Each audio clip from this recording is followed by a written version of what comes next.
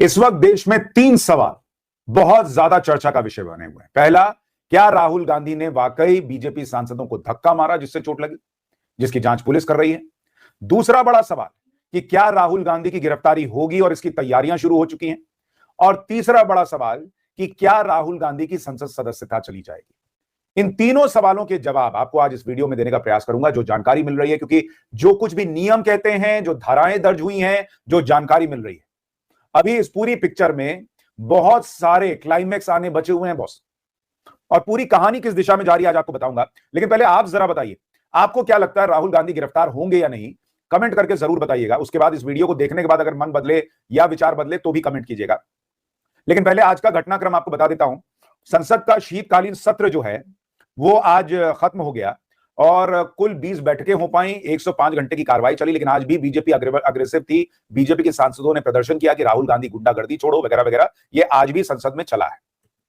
इसके अलावा कांग्रेस कह रही है कि भाई जो एफआईआर हुआ वो कोई बड़ी बात नहीं है, ये तो हम अंबेडकर की लेगेसी को आगे ले जा रहे हैं और ये हमारे लिए बैज ऑफ ऑनर है, यानी बहुत गर्व की बात है कि राहुल गांधी जो है वो अंबेडकर की बात कर रहे थे इसलिए एफआईआर हो गया। तो कहानी में ट्विस्ट जो है बीजेपी अपने हिसाब से दे रही है, कांग्रेस अपने हिसाब से दे रही है। ये सारी चीजें चली जा रही हैं।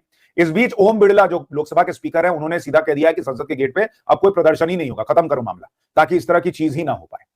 अच्छा, इससे भी बड़ी चीज आप देखिए, अभी आपको बताऊंगा राहुल गांधी की गिरफ्तारी को लेकर क्या खबर आ रही है।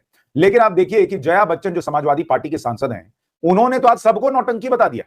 जिनको चोट लगी वो भी नाटक कर रहे हैं, जो महिला सांसद रो रही थी उनको भी नौटंकी बता दिया। एक बार सुनिए जरा जया बच्चन क्या कह रही हैं, फिर बताऊंगा कि राहुल गांधी की गिरफ्तारी को लेकर क्या खबर है। नाटक कर रहे हैं। उन्होंने क्या किया था अपने जीवन में, पहले उड़ीसा में उन्होंने क्या क्या चीजें की थी, वो ये बेकार थे। हम लोग सब हाउस के अंदर जा रहे थे, जिस तरह से इन लोग खड़े थे, जिस तरह से इन लोग हम लोग को अंदर नहीं जाने दे रहे। अगर आपको सीढ़ी से ऊपर चढ़ना है, सारी सीढ़ी में ऐसे मोटे मोटे लोग, अगर वो गिरेगा तो दूसरे को तो लगेगा ही। बेकार का ड्रामा है। देखिए, मैं आपको एक चीज बताऊं, ये दोनों राजपूत जी और नारंगी जी और जो नागालैंड की महिला है, इससे बढ़िया परफॉर्मेंस तो मैंने अपने करियर में कभी नहीं किया। अरे इन लोग सीढ़ी पे खड़े हुए थे, हम लोग सब नीचे थे, हम ऊपर जाने की कोशिश कर रहे थे।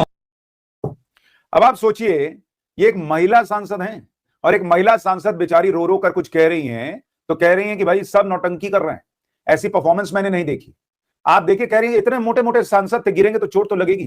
तो पहले मैडम जरा तय तो कर लीजिए कि चोट लगी है या नहीं लगी है। एक तरफ कहती है कि सारंगी साहब नौटंकी कर रहे हैं, दूसरी तरफ कह रही है कि इतने मोटे मोटे बीजेपी के सांसद खड़े हो गए थे, गिरेंगे तो चोट लगेगी। इसका मतलब चोट लगी है क्या? जया बच्चन, मतलब इनका आप सोचिए क्या स्तर रह गया है। इतनी बड़ी एक्ट्रेस हुआ करती थी, आजकल इनकी बातचीत भाषा, मतलब कुछ भी बोलती है, दूसरे लोगों का बॉडी शेमिंग कर रही हैं कि वो मोटे मोटे हैं।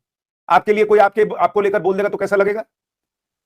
लेकिन क्या बोलूं मैं, लेकिन ये क्यों ये बोल रही है ये भी आपको आगे बताऊंगा। लेकिन आपको ये भी देखना चाहिए कि इस पूरे मामले में अब खबर ये आ रही है कि क्राइम ब्रांच जो है ना, वो इस मामले की जांच करेगी। और राहुल गांधी के जो खिलाफ जो एफआईआर है उसमें ये बहुत बड़ी खबर है कि क्राइम ब्रांच अब इस मामले की जांच करेगी। क्या इसका मतलब है कि राहुल गांधी अरेस्ट होंगे? राहुल गांधी के खिलाफ जो एफआईआर हुई है उसमें कौन सी धाराएं लगी हुई हैं, आपको जरा ये भी समझना चाहिए, जिससे बहुत कुछ पता चलेगा। और कौन सी धारा एफआईआर में नहीं है, हटा दी गई, उससे भी बहुत कुछ पता चलेगा। नियम क्या कहते हैं सब बताऊंगा। लेकिन अब बताता हूं राहुल गांधी की गिरफ्तारी पर क्या खबर है। इसमें आपको एक बड़ी इंटरेस्टिंग चीज देखनी पड़ेगी कि राहुल गांधी पर जो धाराएं लगी हैं एफआईआर में, और जो बीजेपी ने धाराएं लगाने की शिकायत करते वक्त जिक्र किया था। अब जरा इन दोनों चीजों को आप साथ में देखिए। बीजेपी ने जब शिकायत दर्ज कराई तो उसमें जो भारतीय न्याय संहिता है उसकी धारा 109, 115, 117, 125, 131 और 351 का जिक्र किया था। लेकिन जब एफआईआर दर्ज हुई तो उसमें भारतीय दंड संहिता की धारा 117 यानी गंभीर चोट पहुंचाने का प्रयास, 125 दूसरों के जीवन या व्यक्तिगत सुरक्षा को खतरे में डालना, 131 आपराधिक बल का प्रयोग करना और 351 आपराधिक धमकी, सेक्शन 3 का सबसेक्शन 5 सामान्य उद्देश्य और सेक्शन 115 यानी वॉलंटरली कॉजिंग हर्ट, ये धाराएं जो हैं वो लगाई गई हैं। अब इसमें धारा 109 हटा दी गई है और धारा 115 रखी गई है, जो बड़ी इंपॉर्टेंट है। सिर्फ एक धारा हटी। अब जरा ये धारा कहती क्या है इसको समझिए। धारा 109 जो हटाई गई है भारतीय न्याय संहिता की, वो लगती है अटेम्प्ट टू मर्डर में, यानी राहुल गांधी किसी के हत्या करने का प्रयास कर रहे थे। अब राहुल गांधी हत्या करने का प्रयास कर रहे होंगे संसद के अंदर, ये तो कोई भी सोच सकता है कि ऐसा तो नहीं कर रहे होंगे। मोटे तौर पर जो अभी स्थिति लगती है कि भाई दोनों दल आमने सामने थे, वहां पे कुछ तनातनी हुई होगी, मान लीजिए पीछे धकेलने के लिए धक्का दिया, उसमें कोई गिर गया, चोट लग गई, ये स्थिति हो सकती है। लेकिन अटेम्प्ट टू मर्डर बीजेपी ने ये धारा भी लगवा दी थी, तो ये पुलिस ने हटा दिया। और धारा 115 जो है बीएनएस की वो रखी है, जिसका मतलब होता है वॉलंटरली कॉजिंग हर्ट, यानी कि जानबूझकर चोट पहुंचाने का प्रयास करना। अब ये अपने आप में बहुत इंपॉर्टेंट धारा इसलिए है क्योंकि कहा जा रहा है कि जो सीसीटीवी फुटेज है वो पुलिस के पास है, और अगर पुलिस ने वो सीसीटीवी फुटेज देखने के बाद ये धारा मेंटेन की है कि धारा 115 रहनी चाहिए, यानी पुलिस भी क्या ये मान रही है कि राहुल गांधी उस फुटेज में जानबूझकर चोट पहुंचाने का प्रयास करते दिख रहे हैं? ये बहुत इंपॉर्टेंट सवाल है जो पुलिस ही जवाब दे सकती है, क्योंकि ये धारा रखना और धारा 109 हटा देना यानी पुलिस को कुछ तो दिखा होगा, इसलिए कुछ रखा कुछ हटाया है। और अगर ये धारा 115 है तो क्या पुलिस ये मान रही है कि राहुल गांधी ने जानबूझकर धक्का दिया था? ये बहुत बहुत इंपॉर्टेंट विषय है। लेकिन क्या इसके बावजूद राहुल गांधी गिरफ्तार हो पाएंगे या नहीं, इसके लिए आपको दो तीन चीजें समझनी होंगी, नियम समझना होगा, और उन नियम में भी बड़ा ट्विस्ट है। देखिए, सबसे पहली बात तो यह बताई जा रही है कि राहुल गांधी से पहले जो दोनों इंजर्ड सांसद हैं, पुलिस उनका बयान दर्ज करेगी, वो बताएंगे कि क्या हुआ, और फिर राहुल गांधी को पुलिस सवाल जवाब के लिए बुला सकती है। सवाल जवाब के लिए बुलाना या उनके पास जाकर सवाल जवाब करना दोनों संभव है, लेकिन इसका मतलब यह नहीं कि राहुल गांधी हिरासत में लिए जाएंगे या अरेस्ट हो जाएंगे। यह सिर्फ सवाल जवाब की प्रक्रिया होगी। तो फिर गिरफ्तारी का क्या होगा? इसका पहला संकेत आपको इस बात से मिलता है कि राहुल गांधी पर एफआईआर के बाद अखिलेश यादव ने स्पीकर से मुलाकात की है और कहा है कि विवाद को सुलझाना चाहिए। तो इससे पहली चीज तो यह समझ में आ रही है कि अखिलेश यादव को यह लग रहा है कि बीजेपी अब बहुत फ्रंट फुट पर है। अगर मामला सिर्फ मुद्दा भटकाने का होता तो हंगामा करके चीजें खत्म हो जाती, लेकिन एफआईआर दर्ज कराना यह अपने आप में दिखाता है कि बीजेपी इस मुद्दे को हल्के में नहीं ले रही। राहुल गांधी ने जो की है उसे बीजेपी मानती कि अति हो गई है और इसमें एक्शन होना चाहिए। यह अखिलेश यादव को समझ में आ रहा है, इसलिए वो स्पीकर से मिले हैं। दूसरी बात, अखिलेश यादव को यह भी समझ में आ रहा है कि उनके खुद के सांसद संभल वाले जियाउर रहमान बर्क, योगी सरकार जिस तरह से उन पर एक्शन ले रही है, संभव है कि वो भी किसी भी वक्त गिरफ्तार हो जाए। तो ऐसे में अखिलेश यादव को भी जरूरत पड़ सकती है राहुल गांधी की। इसीलिए वो जया बच्चन वाला बयान भी आ रहा है। सब एक दूसरे के साथ खड़े हो रहे हैं कि कहीं इधर एक्शन हो तो तुम मेरा साथ देना, तुम पे एक्शन होगा तो मैं दूंगा। ये स्थिति चल रही है। लेकिन आप देखिए कि धाराएं कहती क्या है।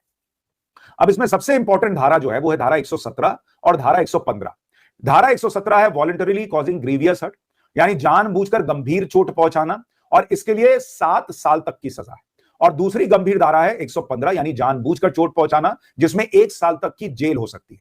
इसके अलावा सेक्शन 125, 131, 351 और 35, ये जो धाराएं हैं इनमें कम कम सजा है कि 3 महीने या अप टू 7 इयर्स, इस तरह की सजा जो है, लेकिन 7 साल से ज्यादा की सजा किसी में नहीं है। अब ऐसे में क्या राहुल गांधी अरेस्ट हो सकते हैं? देखिए, धारा 117 और 125 जो है वो कॉग्निजेबल ऑफेंस है, जिसका मतलब ये होता है कि राहुल गांधी को अगर पुलिस अरेस्ट करना चाहे तो कर सकती है, लेकिन उन्हें कोर्ट से वारंट लेने की जरूरत नहीं होगी इन दोनों धाराओं के केस में। हालांकि ये अरेस्ट करना मैंडेटरी नहीं है। सुप्रीम कोर्ट का 2014 का आदेश है कि 7 साल से कम या 7 साल तक की सजा वाले अगर प्रावधान, अगर धाराएं लगी हुई हैं तो अरेस्ट करना जरूरी नहीं है। आप बिना अरेस्ट किए भी पूछताछ कर सकते हैं। इसलिए राहुल गांधी को अरेस्ट करने के लिए एकदम मैंडेटरी हो कि अरेस्ट करना है, यह जरूरी नहीं। पुलिस चाहे तो कर सकती है, पुलिस ना चाहे तो ना कर सकती है।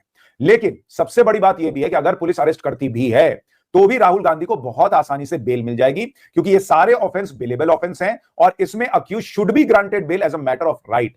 यानी नियम यह कहता है कि इन सारी धाराओं में जो बेल है वो जो आरोपी है उसका अधिकार है। तो राहुल गांधी को अगर पुलिस अरेस्ट कर भी लेगी तो जो धाराएं लगी हुई है उनमें से कोई भी ऐसी धारा नहीं है जिसमें राहुल गांधी नॉन बेलेबल धारा के तहत अंदर चले जाए। एक धारा थी 109 यानी कि अटेम्प्ट टू मर्डर, और वो पुलिस ऑलरेडी हटा चुकी है, वो एफआईआर में दर्ज नहीं है।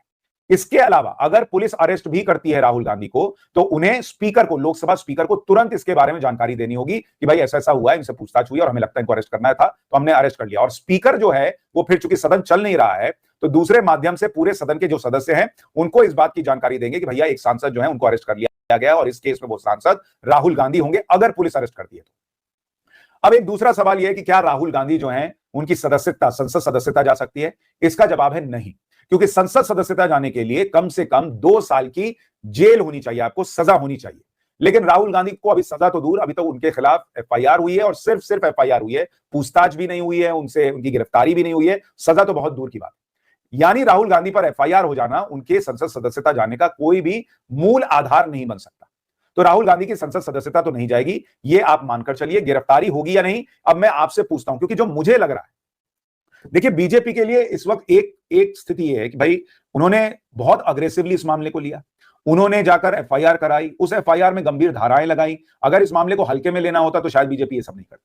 बीजेपी को भी ये पता है कि भाई राहुल जो वहां पर हुआ उसका सीसीटीवी फुटेज तो होगा। अब वो एग्जैक्टली क्या हुआ वो पुलिस जानती है, जब तक कि सीसीटीवी फुटेज दिखेगा नहीं हम और आप कुछ कह नहीं सकते। बीजेपी कह रही है इन्होंने जानबूझकर धक्का दिया, पुलिस की एफआईआर में वो धाराएं रखी गई हैं जिसमें जानबूझकर चोट पहुंचाने की धारा है, तो पुलिस को भी शायद सीसीटीवी में कुछ दिखा होगा।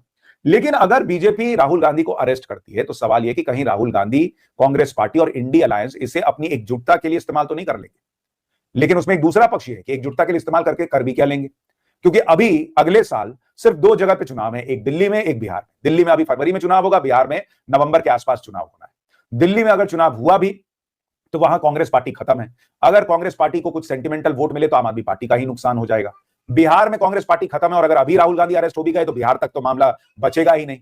तो ऐसे में राहुल गांधी अगर अरेस्ट होते हैं, भले थोड़ी देर के लिए हो, उनको बेल मिल जाए, लेकिन ये चीज जो है ना, वो मुझे ऐसा लगता है कि बीजेपी को पॉलिटिकली फायदा ही देगी, क्योंकि जो उनका समर्थक है उसको ऐसा लगता है कि बीजेपी बोलती तो बहुत है लेकिन ना वो इकोसिस्टम के खिलाफ काम कर रही है, ना वो जो है डीप स्टेट के खिलाफ काम कर रही है, ना वो राहुल गांधी बार बार ऐसा कुछ कुछ करते हैं लेकिन उन पर कोई एक्शन तो होता नहीं, कोई जेल जाता नहीं। तो नरेंद्र मोदी सरकार 240 के बावजूद अपनी पॉलिटिकल विल को नहीं खोई है। इसके अलग अलग उदाहरण तो हैं, लेकिन अगर देश में कोई बड़े से बड़ा नेता भी कुछ गलत कर रहा है तो उसके खिलाफ जाकर यह कार्रवाई हो सकती है आज के राज में। यह बीजेपी स्टैब्लिश कर पाएगी अगर राहुल गांधी आधे घंटे के लिए अरेस्ट हो जाए, भले अरेस्ट हो और बेल मिल जाए, लेकिन इससे मैसेज ये चला जाएगा बीजेपी के समर्थकों के बीच कि नरेंद्र मोदी नो नॉनसेंस व्यक्ति हैं और वो ये चीज भले राहुल गांधी करे या कोई दूसरा आदमी करे, वो इसको बर्दाश्त नहीं करेंगे।